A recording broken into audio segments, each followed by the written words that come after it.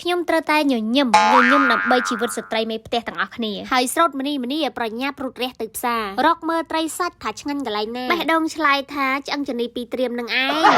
គឺថាកុំឲ្យខាតកំឡុងពេលដែលគេកំពុងកាប់សាច់ឲ្យយើងនឹងគឺថាយើងបើកម្លាំងមួយសិនថ្ងៃនេះខ្ញុំដាក់ឆលែងខ្លួនឯងថាតើខ្ញុំបានធ្វើស្អីខ្លះណែមកព្រឹកណែកុំឲ្យគេថាទេមកព្រឹកនេះបានធ្វើស្អីខ្លះណាគ្រាន់តែបានមកដល់ផ្ទះភ្លាមវត្តចតុលម៉ូតូខ្វាច់គឺថាកាន់កត្រកដែលខ្ចីគេនឹងគឺថារត់សម្ដៅទៅរត់តគួនចាស់កន្លែងដែរហ្នឹងឯងហើយបញ្ជីពីតគួននឹងក៏អញ្ចឹងដែរបេះហើយនៅតែមិនទាន់អស់ទៀតនៅតែដុះមកទៀតនៅតែត្រួយល្អចឹងហើយធ្វើឲ្យខ្ញុំណាតែដាច់ចិត្តតែចោលទៅរកបន្លែផ្សេងប៉ែតៃទៅតគួនហ្នឹងឯងណាមួយក៏ចង់សំលុយហើយនឹកឃើញថាបន្លែតគួនហ្នឹងវាមានជាប្រភេទកាក់តសៃវាជួយសម្រួលដល់ការបត់ជើងមិនថាមនុស្សចាស់កូនក្មេងណាហើយក៏ធ្លាប់ឮឃ្លាគេនិយាយថាមនុស្សក្បាលរឹងដូចអូនណាសុំតែនឹង iPhone 17ហើយខ្ញុំមិននេះវាមិនទាន់បានសង្ស័យថានៅរឹងស្ទើអញ្ចឹងសុំបន្ថែមជាតិដែកពីតគួនណា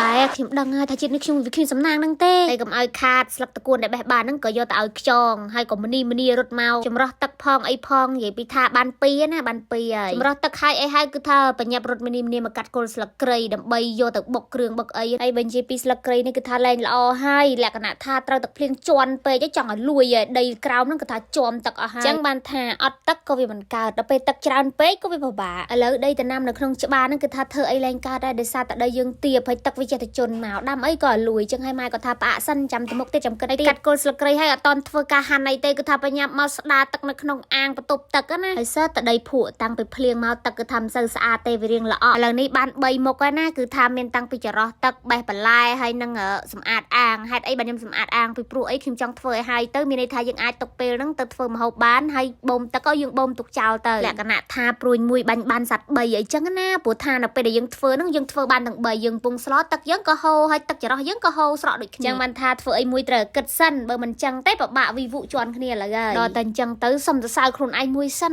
គ្មានណាសើខ្លួនឯងណា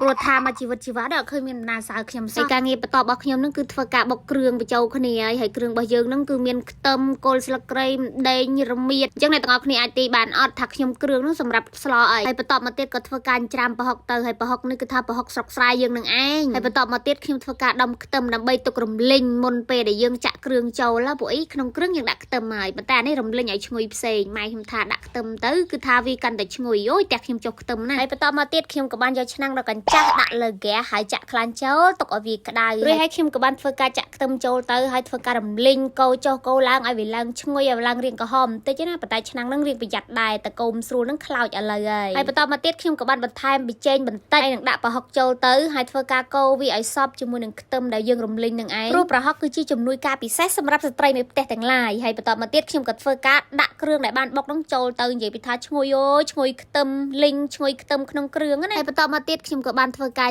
ញីស្លឹកក្រូចសើចប្រហែលជា2-3សន្លឹកហើយដាក់ចូលទៅធ្វើការកូរលីងវាឲ្យឈ្ងុយព្រោះថាខ្ញុំក៏រៀងចូលចិត្តក្លិនក្រូចសើចដែរហើយបន្ទាប់ពីនោះខ្ញុំក៏បានធ្វើការចាក់ឆ្អឹងយំនីជ្រូកយើងចូលទៅក្នុងឆ្នាំងហើយធ្វើការកូររំលីងវាជាមួយនឹងគ្រឿងក្រើនឹងឲ្យសព្វឈ្ងុយជាតិឲ្យវាដាច់ជាតិឆ្អាបជាតិអីណាហើយនឹងបន្ថែមអំបិលស្ករចូលទៅហើយធ្វើការកូរវាឲ្យសព្វហើយដូចតែមុនអញ្ចឹងគឺថាខ្ញុំបន្ថែមអំបិលបន្តិចបន្តួចទេបន្តមកទៀតខ្ញុំក៏បានធ្វើការចាក់ទឹកចូលទៅហើយធ្វើការគ្របទុកយើងរំងាស់វាឲ្យរៀងយូរបន្តិចហើយសាច់នឹងវារៀងផុយហើយខ្ញុំក៏បានដាក់ម្ជូរអំបិលចូលទៅហើយឆ្លៀតពេលនឹងដែរគឺថាខ្ញុំមកច្បាច់តគួនឲ្យវាបែកកុំឲ្យលក្ខណៈថាវាទៅឆ្កឹងពេកណាហើយបន្ទាប់មកខ្ញុំក៏បានធ្វើការភ្លក់រសជាតិមើលហើយក៏ខ្ញុំបានបន្ថែមទឹកត្រីប្រហែលជា2-3ជ្រោយចូលទៅហើយក៏ធ្វើការដាក់បន្លែដាក់អីចូលទៅតែប៉ុណ្ណេះហើយគឺយើងបានរសជាតិសម្លម្ជូរគ្រឿងដែលមានរសជាតិជូរធ្វើឲ្យយើងរឹងក្បាលណាដើម្បីគោលបំណងទៅបាន iPhone 17អញ្ចឹងណា